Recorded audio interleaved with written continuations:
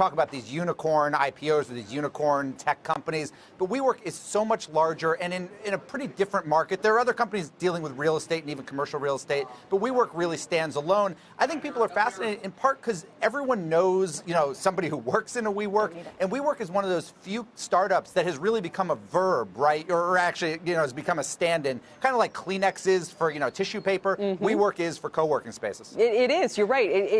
It reminds me in that sense of Uber and Lyft, Dan. We all use them as verbs now, too. That doesn't mean that people are buying the IPO. What do you think WeWork is going to have to do if it wants its debut to go better than those did? Well, the debt is interesting, right? Or this prospective credit facility, which, by the way, would effectively wipe out or kind of buy back the bonds. They did about a $700 million bond offering last year, which hasn't traded that great.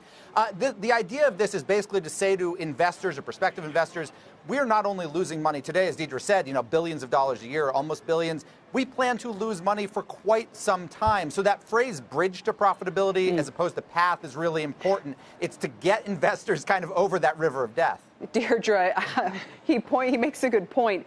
It's a bridge, not a path to profitability, and investors might rightly be wondering if it's a bridge to nowhere.